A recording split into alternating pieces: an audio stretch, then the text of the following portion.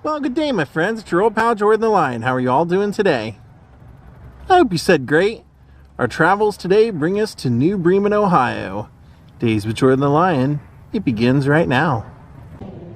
Like we went back in time. Now, to be honest, I've never been to New Bremen before. My grandpa's told me about it because he said he used to bring my great-grandpa, his dad, to the races here. They used to have a racetrack, so... but that's not what we're here to talk about today. We're actually here for the Bicycle Museum of America. If you remember a few weeks ago, we went to Bicycle Heaven in Pittsburgh, and we saw one of the Peewees bikes from Pee-wee's Big Adventure. Well, one of the other ones that is out on display to be seen is here at Bicycle America, so I want to see it. And here we are. Only closed on Sundays. Now, obviously, I'm not a historian of bicycles, but I love the look and the operation of the history of bicycles, so that's what we're going to check out today. This is actually a Wright Brothers St. Clair replica, 1901. These are actual tricycles. This is a hand-propelled tricycle. Look at how you would sit on that and everything. Isn't that crazy? And then you crank it right up here. And then that is called an invalid tricycle. Basically like the idea of a wheelchair with another wheel back here. A reproduction of an 1816 Draisine made out of wood. Look at that. And then you probably like pump it with that hand part up here. They said Peewees Bikes on the second floor. And then what was with these high wheels? Those are crazy. I see people on YouTube like riding those. I don't think I could ever get used to that style. Having to hop up there. Here's another tricycle. The two big wheels on the back. I don't know, to me this is super fascinating, the evolution of the bike. And then they have a lot of bikes that were for women here. The early bikes, they were called the New Woman. Or this is the New Male Lady. That one's got a light on the front.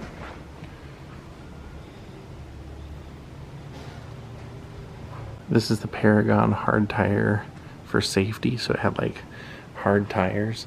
They were saying that this was made by the Stover Manufacturing Company, who ended up being the manufacturer for Sears. The bikes you would buy in Sears and Roebuck till 1942. And then here they're talking about how this is an 1891 cycle. This is when they started working on anti-vibratory technology, so you wouldn't rumble so much and rattle around so much when you rode the bike. You can see those kind of shock things there.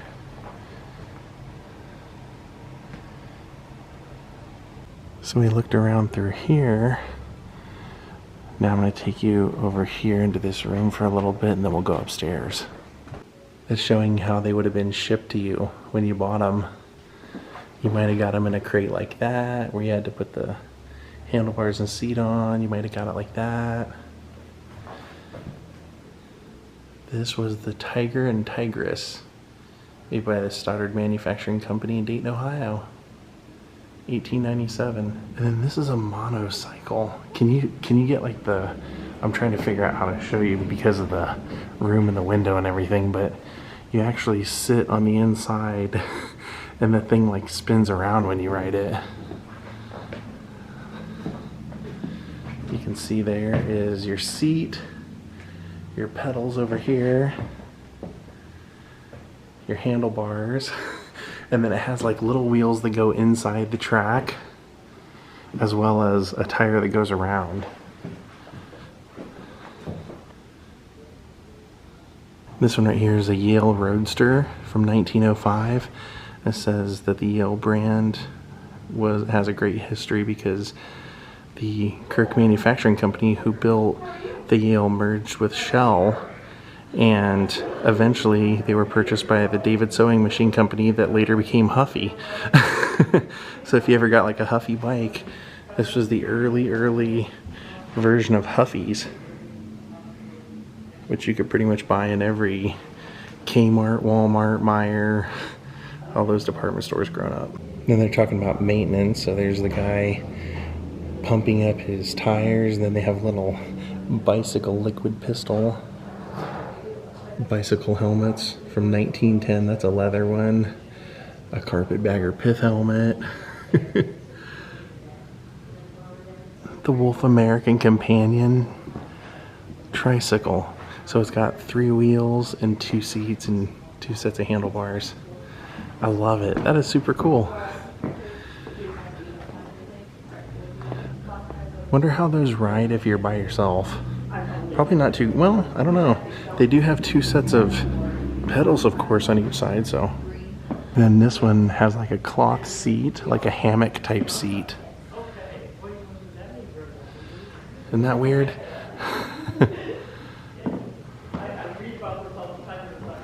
Then look at that, a 4-seater. Schwinn, oh no, 3. Schwinn triplet. I thought it was 4 because I was just gonna say when I went to Bicycle Heaven in Pittsburgh, they have a 4-seater that was used on the Monkees. So this is a 3-seater. Very cool. And here they have like a little, they have an amusement park type cycle racer game. You can see the racers. One's down here and one's up top. And then they have like the big style hand machines for the Zoltar and Big. Wow. This says that this is Neil Armstrong's jacket. It says the brown leather bomber style jacket features 8 embroidered patches commemorating various aeronautical events and achievements. Neil Armstrong's owned and worn Baron Hilton Cup bomber style jacket. So there you can see the patches and everything on it. And then a picture of him wearing it. That's Neil and looks like his son and grandson, because it says 3 generations of Armstrongs. And this was taken at the Dayton U.S. Air Force Museum. And he's wearing that jacket. And then both of these are Neil Armstrong's. The one on the left says Neil Armstrong's owned and worn flight suit during the Apollo era. And there's an Armstrong Air and Space Center not far from here that is actually his museum, and he has a lot of his stuff in there as well. I'm surprised they got this. Then over here it says this one is an early owned and worn Project Gemini flight suit. Wow. Very generous of him to put them in here. Along with a glove back there, signed by Buzz Aldrin. Here they have on display a Civil War flag. And it says it's the 37th Ohio Infantry. Wow. Talk about the history there, baby. Whew. Look how many stars there are in it, too. This place is incredible. They also have some Civil War weaponry down there on display. This case is all gold inaugural medals for presidents. This case says these were all things that have flown to the moon. So these flags, this Apollo 2 piece of metal in that little plaque. They have a picture of Neil Armstrong's mother crying. Well, his mother and father both when Apollo 11 splashed down. Very cool to see this stuff. Neil Armstrong's handwriting and drawings. The lunar module.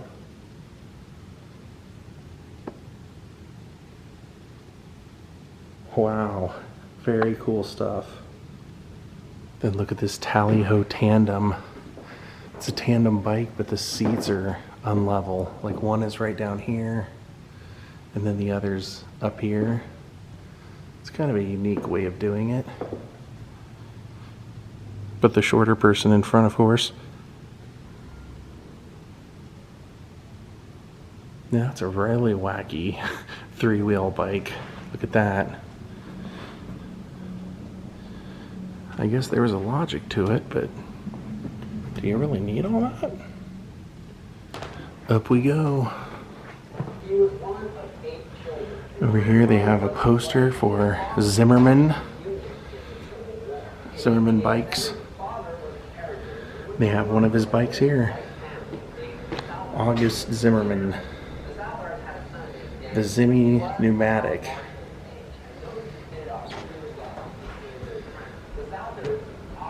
First American cyclist to achieve international success. So the bike you have on display is extremely rare, and it says it's the only Zimmy bicycle known to exist. The classic racing handlebars. Yep. Said he was such a celebrity that they would put his name and stuff on even like the toe clips for the bikes to sell them. This says this is a Shama racing bike that has never been uncrated. You can see the original stuff right up here, and they just never ever took it out. It's the way it would have come. It was the original Algonquin, known as the Boston. And that high wheel right there is the Humber, and that was actually a racing bike. Paramount Racer. That is a Paramount Racer right there. 1941, made by Schwinn. New technology with steel alloy chrome formulas, including lug brazed construction. And they went with this design for 50 years. The 711 Huffy. Probably the first American team to place in Tour de France. Iconic red, white, and green gave tribute to Italian-dominated sport with a very American flair. 711 Huffy team inspired a new generation of American cyclists who would later go on to dominate the sport. That is rad. I almost can't believe they didn't use that for Peewees Bike. The Bowden Spacelander. How fun would that be to ride? They have it in 4 different colors. You can see how that one's aged with the sun. Very cool. Those are rad. If they see them, they'll buy them, was their slogan. I agree. Oh, there it is. Peewees Bike. Of course, everybody's request in all museums is please just don't touch anything, so they have it even to where you can get even closer to it than even Bicycle Heaven had. They have a figure Peewee on there. This one's a little bit more beat up. You can tell part of it's kind of fallen apart on the side.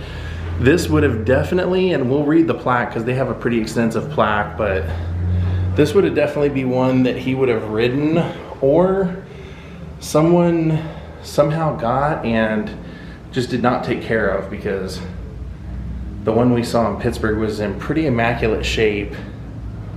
Now we know Peewees Bike goes through a lot in that movie, so it's not really that surprising, but you can see where the foil tape that they wrapped around that is coming off the corners here. The buttons. Wow, that's really cool that they let you get so close to it. And of course, if it's Peewees Bike, it has to have the gold logo on the back. It says, property of Pee Wee Herman, which it does. I'll tell you what also it has. Look at that mud flap. What an outlaw. Very cool.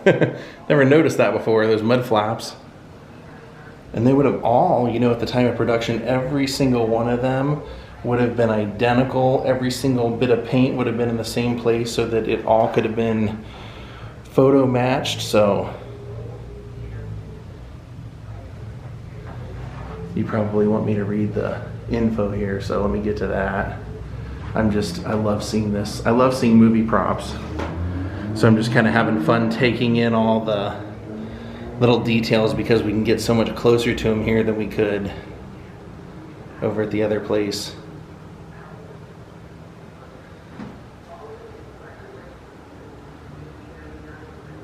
I think if you're a big fan, you like to see this kind of stuff. See where it's worn out. And whoops, I accidentally just touched the streamer. My bad. That is so cool. All right, so the plaque says, this is one of the original bicycles from 1985, classic Pee-wee's Big Adventure. The movie follows Pee Wee Herman as he travels across America in search for his beloved stolen bike. The bicycle itself is a Schwinn DX with many unique additions by Pee-wee to make this bicycle one of a kind. The movie was Tim Burton's first full-length film and was met with great success. Most models used for this movie were lost or stolen on set, making this bicycle one of the very few that remain. And I think I know I told it in the Pee-wee vlog where I showed the other bike, but if you didn't see it, one of the stories to how this bike came to be was that Pee-wee said he got a deal to write the movie and was on the production lot and noticed that everybody was getting around the lot on bicycles and he didn't have a bicycle. So one day when he was going to lunch, he kind of complained to one of the producers and said, how come everybody has a bike but me? And they said, don't worry, we'll get you a bike. And then he said, like, within 2 days, he comes out and he sees like this beautiful old classic bicycle, and there's a parking space that says Pee Wee Herman parking only. And he said, as I was writing the script, I was basically doing it from a script writing book, and I was looking for a MacGuffin, something that Pee-wee would, you know, that would be the catalyst for this movie. And when I saw that sign that said Pee Wee Herman bike parking only, I thought to myself, the bike is it. That's what we'll put in the movie. He will be just in love with this bike and the bike will get taken. So that's where it all came from. Bingo. Yep, right there it says special effects bike. The oil slick scene. Perfect. It says close up of Pee-wee's hand turning a knob on his handlebars. Close up. Oh, that's from the script. But that's the actual scene that this bike was in. The oil slick scene. Even cooler. To be exact, it's a 1953 Schwinn DX is what it says. Here we have the Donald Duck bike.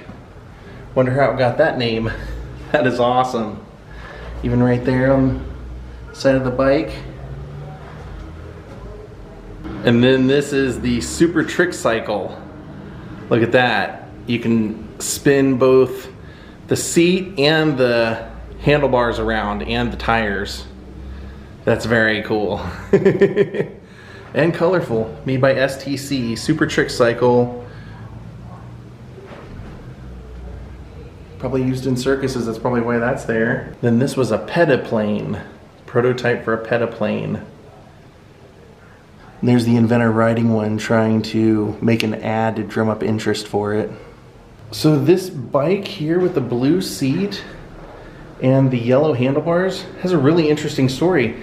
It says it's Robin Williams' bicycle. It says Robin was an avid cyclist and collector. He owned over 100 bicycles in his lifetime. The cross-country runner for most of his life, and when running started to take a physical toll, he turned to cycling. He was quoted as saying, "Bicycling saved my life." Williams did not hide his struggle with substance abuse. In the late 1970s and early 80s, the death of his casual friend John Belushi was a wake-up call to Williams, who gravitated towards cycling to work through his depression and maintaining his sobriety. Wow. That's really cool. They have his bike here and a certificate of authenticity. This pedometer. He would have kept his water down in that little thing. I know it's stupid, but I like to point out little things like that everybody knows. But I was a big Robin Williams fan, so it means a lot to see it. Actually, they have a couple of his bikes here. So not only this one, that one was also his. And it looks like this whole display over here, because one of the certificates of authenticity was for this zip. And then this one. So the info about him is right there, and they have all 4 of these cycles that belong to him.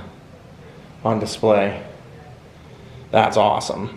That's so cool. It says in here, after his unfortunate passing, Williams' children donated all proceeds from the sales of his bicycle collection to two of his dearest charities, Challenged Athletes Foundation and the Christopher and Dana Reeve Foundation, in his honor. Yeah, also, if you didn't know, Christopher Reeve and Robin Williams were best friends. Here they have a Whizzer. That's a really cool bike. It almost looks like a motorcycle. 1947, Whizzers began production of its own proprietary brand of motorbikes. So yeah, it was a motorbike. And that looks like Dorothy Lamour doing the ad. This is a limited edition Star Wars bike. It says it's the Ewok Sweet Thunder. Developed by Huffy in 1978, made in Dayton, Ohio.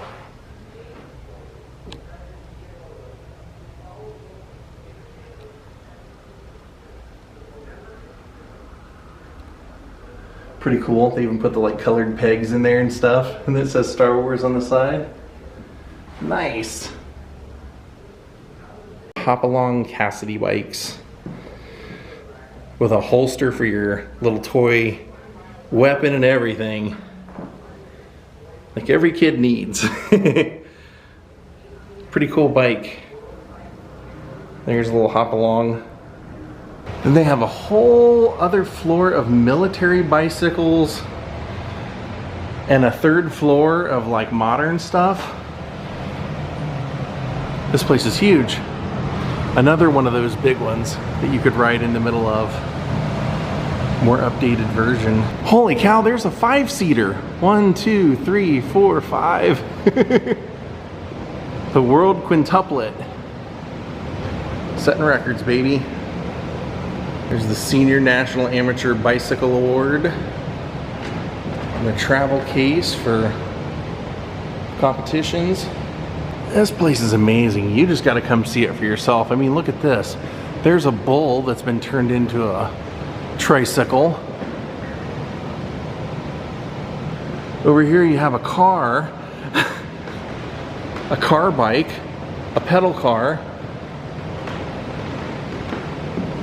That's like, I'd say 3/4 the size of a real car. The Supercharge. And just, I mean, they have stuff everywhere. Bikes everywhere. Very neatly arranged as well. Huffy. Maybe I'm taking it for granted. You know, I thought Huffy was like maybe a nationwide bike, but maybe it's because of where I grew up that I saw Huffy so much. This is Zephyr. Yeah, that's a Huffy bike.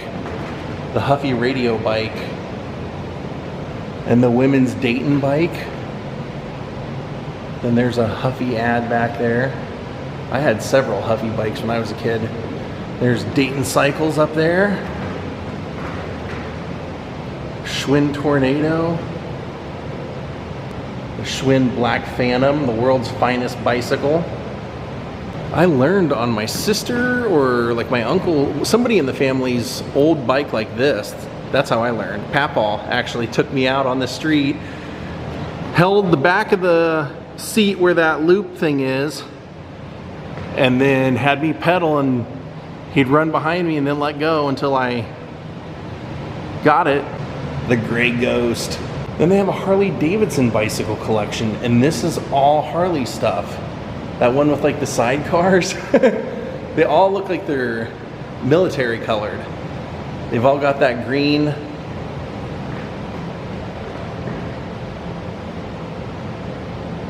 This is all Harley stuff.